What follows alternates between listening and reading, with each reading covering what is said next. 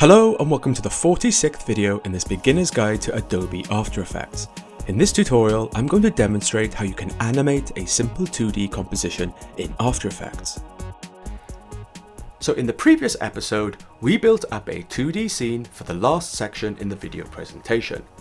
We brought in a series of Illustrator artwork that we placed in to create this 2D London city scene. In this video, we are going to apply some simple animation to our elements to complete the last section of this video presentation. We are going to create a dynamic transition where the buildings seem to pop up from the baseline, the type appears, and the clouds animate in behind. So let's get into it. So here I am where we left off in the previous episode, where we brought in all the Illustrator artwork and built the 2D scene with the type layers above. Now, if you are watching for the first time and wish to follow along, you can find this document in the project folder, which you can download. Link is in the description. The download folder comes with lots of exercise documents we will be using on this course that have been carefully developed to aid your learning experience. The folder also comes with document resources such as videos, graphics, and images you can use to build your first video presentation from scratch later on in this course. To get the full learning experience, I recommend you get the project folder. Download link with instructions is in the description. So with the project folder open, click into the S3 Create a Project folder, then click into folder 46 Animate Simple 2D Scene and open the Animate Simple 2D Scene document. Now if you are continuing on from the last episode, make sure you have your document open and ready. So with our document open, let's proceed. So right now I have the outdraw composition open where we left off in the previous episode, and if we look down in the timeline panel, we can see all the layers that make up this composition. So the first thing we're going to do is look to animate these buildings so they pop up to start the animation sequence. So what I'll do first is just come and click the eye icon for all the layers apart from the buildings to toggle off the visibility. What I want to focus on right now is just the buildings. So I'll just zoom in a little here so I can see what I'm working with. Now with the selection tool active, if I start to click on the buildings, we will see the bounding box appear around them. Now if for some reason you cannot see the bounding box, simply come up to view and make sure Show Layer Controls is active. Now with the building selected, as well as seeing the bounding box, we also see the anchor point. This is the circle point in the middle with the crosshair, and this will be visible on each layer as you select it. Now what we want to do first, before we start to animate these buildings, is change the positioning of the anchor point for each building. So let's start with Big Ben here, and I'll zoom in a little closer. So with the selection tool, I'll select Big Ben so I can see the bounding box and the anchor point in the middle. So I'll come up to the Tools menu at the top left of the interface and make sure to select the Anchor Point tool. With the Anchor Point tool active, the mouse cursor will change and we will see this little box shape with arrows next to the mouse pointer. So I'll carefully come and click on the anchor point of the Big Ben layer and drag it down to the bottom, down to the baseline and in the middle like so. Now if you are wondering why we are doing this, you will find out very shortly. So once I'm happy the anchor point is set at the baseline, I'll come and click the next building. So with the Tower Bridge selected, I'll come and click and drag the anchor point from the middle and again down to the baseline and set it in the middle. Once I'm happy, I'll come and click the next building. With St. Paul selected, I'll come and click and drag the anchor point from the middle and again down to the baseline to set in the middle. Once I'm happy, I'll come and click on the next building. So with the next building selected, I'll come and click and drag the anchor point from the middle and again down to the baseline and set it in the middle. So I'll do the same again for the next building. Same again for the next building. And the next building. Now I'll carefully select the silhouette buildings in the background and drag the anchor point down. Then I'll scroll across to the far left, click on the London Eye building and move the anchor point down to the baseline. And lastly, I'll select the silhouette building behind that and drag the anchor point to the baseline. Perfect. So I'll press Alt / on the keyboard and that will zoom out to fit to the screen, to the composition panel like so. So after that, each anchor point on each building should now be at the baseline. Now we can start to animate the buildings. So to help me do this, I'm just going to place my mouse cursor between the composition panel and the timeline panel. I'll see the mouse cursor change to arrows pointing up and down, and I'll click and drag up, just so I can see more of the layers below in the timeline panel. So first, I'll click and drag the time indicator back to the start of the composition, and in the layers panel, I'll come and select the first building layer, Big Ben. I'll press and hold Shift on the keyboard and select the bottom layer. With them all selected, I'll press S on the keyboard, and this will reveal the scale settings for each layer. Next, I'll come and click the stopwatch on the first layer. By clicking this, it will set a scale keyframe for every layer like so. So next, I'll drag the time indicator over to 0.5 seconds, and then I'll come and click the diamond shape on the top layer over on the far left, and by clicking this, it will set a second scale keyframe for every layer. So with the second keyframe set, I'll drag the time indicator back to the start of the comp, so it's perfectly placed on top of all the first keyframes. Next, I'll need to carefully come into each layer and click the lock icon by the scale settings. What I need to do here is toggle off the lock icon for every layer. It's really important that right now, the lock icon is off for each of the building layers. So I'll carefully scroll down and make sure the lock icon is off. Then I'll press F2 to deselect the layers. So next, I'll need to select each building one at a time. So first, I'll select the top layer and click into the right setting for scale. With it selected, I'll type 0 and press enter. Upon click, the building will appear to have disappeared. So I'll click on the next layer down, I'll click into the right setting for scale. With it selected, I'll type 0 and press enter. Upon click, the building will again appear to have disappeared. So what I'm going to do now is make my way down the layers, click into the right settings for scale on each layer, and type 0 for each one and press enter. As we do this, each building will seem to disappear. This is exactly what we want. So I'll do this until each building is gone, like so. Now if I click and drag the time indicator from the start to 1 second, we will now see the buildings spring up. If we scrub the time indicator back and forth, we will see the buildings spring up and reverse back down. This is exactly what we want right now. So we achieve this effect by first placing the anchor point at the bottom of each layer and then apply the scale animation. Because we unchecked the constraint proportions, we only change the scale on the vertical axes instead of both. So we get this nice scaling up effect from the baseline. This makes the buildings look like they spring up. Perfect. Okay, so now I have applied the animation to each building. Next, I need to tweak the placement of the layers. Right now, all the buildings spring up at the same time. What I want to do here is have the buildings pop up at different times, instead of popping up at the same time. So to do this, I'm simply going to click and drag the layers across the timeline at different intervals. So I'll start with Big Ben. So I'll click the layer and drag it over a little. On this occasion, I'll drag it to place my first keyframe in between the first and second of the layer below. Next, I'll select the layer below and drag the layout across to place the first keyframe between the first and second keyframe of the layer above. Next, I'll select the building below, the War Museum layer, and I'll drag the layer across to place the first keyframe between the first and second of the layer above. So now we are starting to create delays in the building animations. So I'll select the layer below, the shard, and I'll drag the layer across to place the first keyframe to match the top Big Ben layer.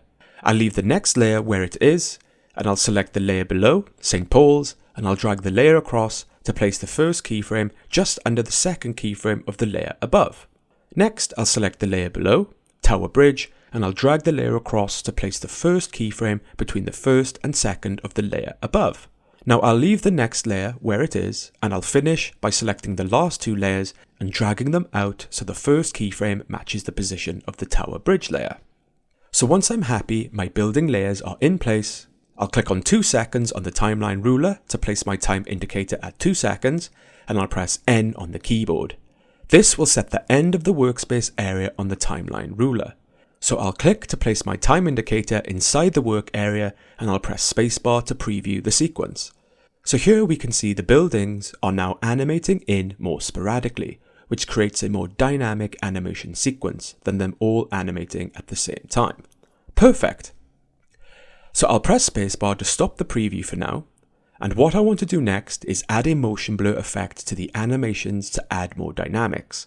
So I'll select the top building layer, With Shift held down on the keyboard, I'll select the bottom layer to select them all. Next, I'll come into the layer settings to the left on the layer names, and at the top of the layer I'll click the motion blur switch. Upon click, it will activate the motion blur switch on each layer that is selected.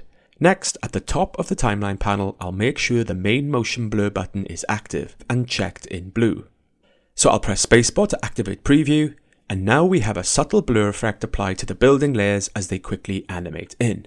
Now this is a very subtle effect, but does add just a little more dynamic to the sequence.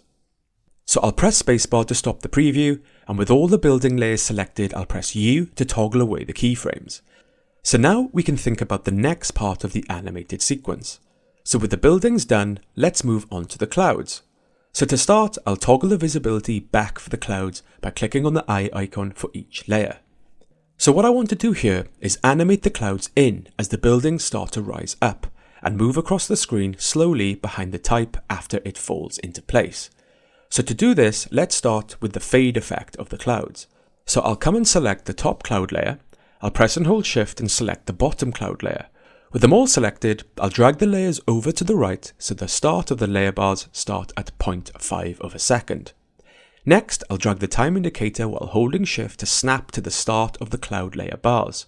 And I'll press T to activate the opacity settings for the layers. With the opacity setting visible, I'll come and click on the stopwatch for the first layer. Upon click, this will set an opacity keyframe for each layer. Next, I'll drag the time indicator over to 1 second. So I'll come and click the diamond shape for the first layer to add a second opacity keyframe, and upon click, this will apply a second opacity keyframe to all the selected layers. So with the second keyframes placed, I'll drag the time indicator while holding Shift to snap to the start of the cloud layers. So the time indicator is directly on top of the first set of keyframes. With all the layers still selected, I'll click into the opacity percentage value of the first layer. In there, I'll type 0 and press enter.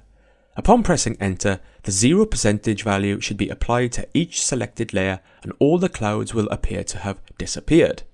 So I'll press spacebar to activate preview, and now we can see that first the buildings start to rise, and just after that the clouds all fade in nicely. And I'll press spacebar to stop. Next, I need to animate them across the sky. So with all the layers selected, I'll press P to activate the position settings for each layer. So just like with opacity, I'll start by dragging the time indicator while holding Shift back to snap to the start of the cloud layers. With the position setting visible, I'll come and click on the stopwatch for the first layer. Upon click, this will set a position keyframe for each layer. Now I'll drag the time indicator all the way to the very end of the comp.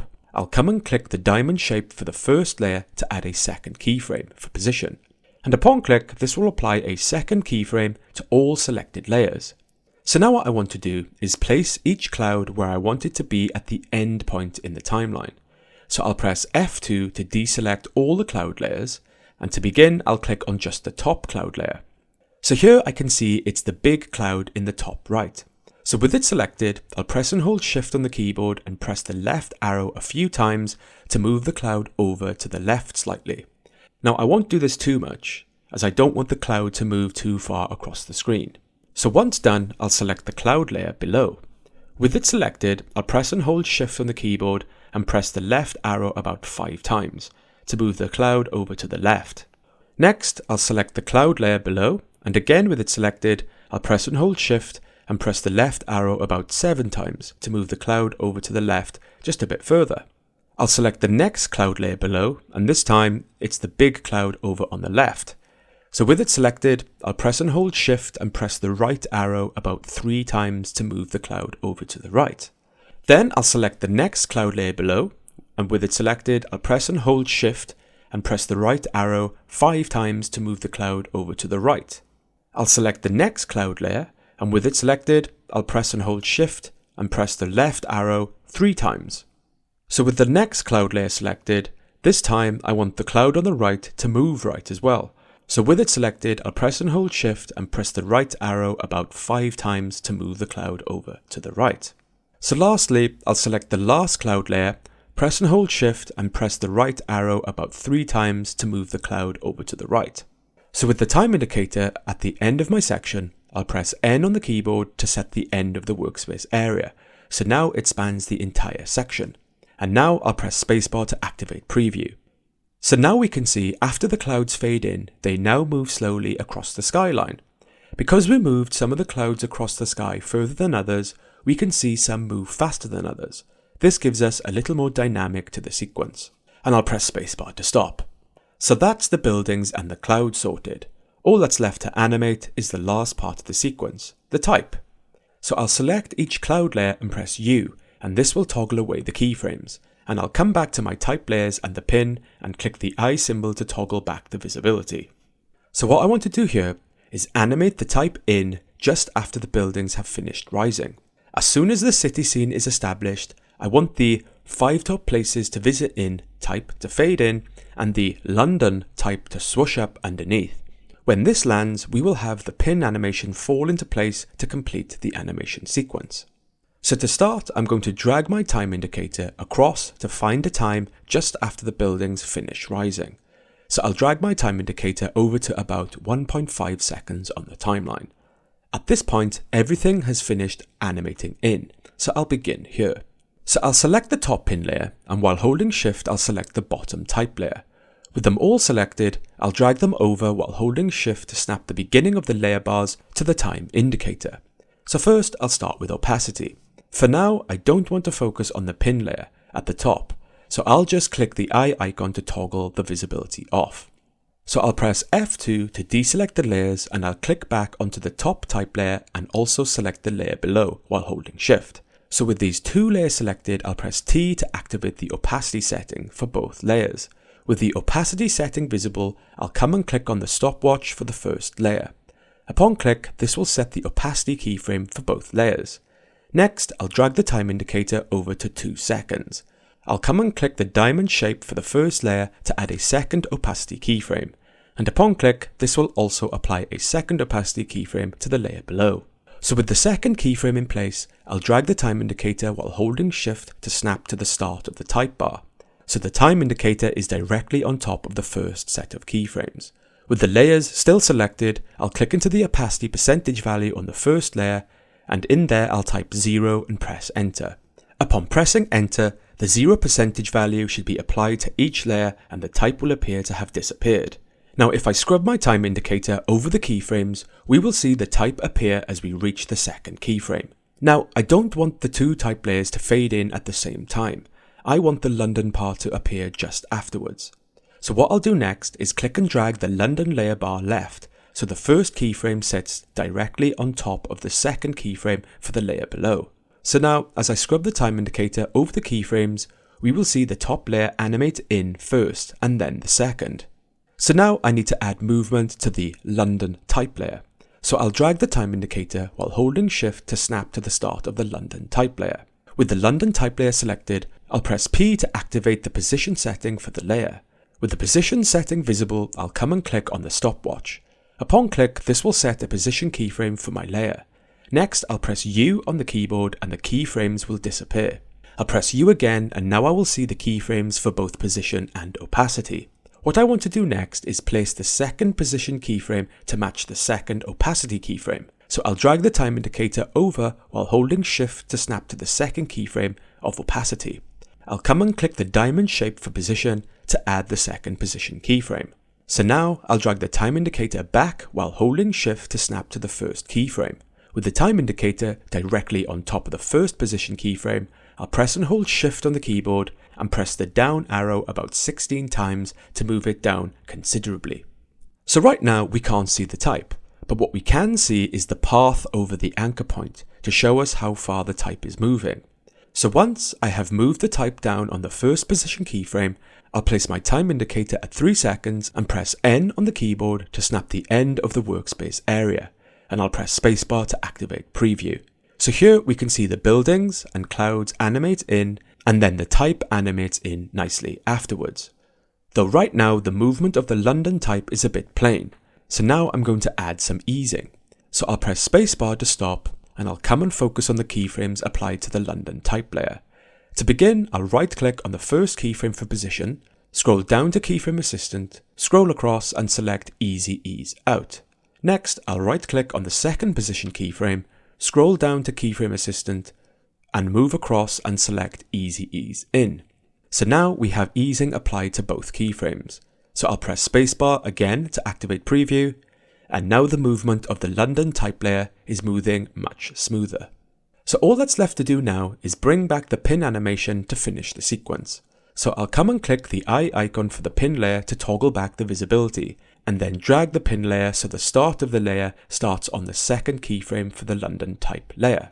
So the effect I want here is the pin to animate in once the London type layer lands. So I'll carefully drag the workspace area out a little to 4 seconds, and I'll press spacebar to activate preview. So just after the London type lands, the pin drops to complete the word London. Perfect. And that completes the animation sequence. But now we have one small issue we need to resolve. So I'll press spacebar to stop, and if we look at the pin layer, we can see it does not last the full duration of the composition. Now this is because we duplicated this pin comp from an instance used elsewhere on the video presentation. All we have to do now is simply extend the duration of this pin comp to last the full duration of this comp. So I'll double click into the pin comp to open in a new tab. With the comp open, I'll press Command K to open the composition settings, and right now we can see this comp is set to 5 seconds. So I'll come in and change it to 10 seconds and click OK. Then I'll come and click and drag the pin layer right to the end, like so. Then click X on the pin comp tab to close it. Back in the outro comp, we can now see the pin comp layer has been extended, but the edit is still short.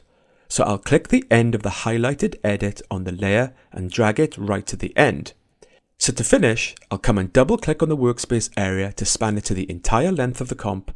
I'll drag the time indicator to the start of the comp, and I'll press spacebar to activate preview. And that completes the animation sequence. First, the buildings rise up, the clouds animate in, the type appears, the pin drops into place, and the clouds nicely pan across the skyline in the background. So that's how to animate a simple 2D scene in After Effects. Now this may have seemed tedious and complex, but this is what it can take to animate something like this. Now at this point, if you've been following along, I would recommend you save your document. This completes the last section in the video presentation. Everything is now in place, and we are now almost ready to finish and export the video. However, there are a few more cool things we can do to add to this final city composition. What I want to do next is add some further animation to some of the buildings to add details. In this example, we can see at the start, the Tower Bridge lowers, the London Eye rotates, a helicopter flies across the sky, and some London buses then travel across the bridge. In the next video, we are going to look at how we can isolate some of the artwork and apply some really nice 2D animation. So in the next video, we are going to finish off our video presentation by adding these subtle animation details to the sequence. This will be the final video in this project where we will complete the video presentation ready to export. So see you in the next video.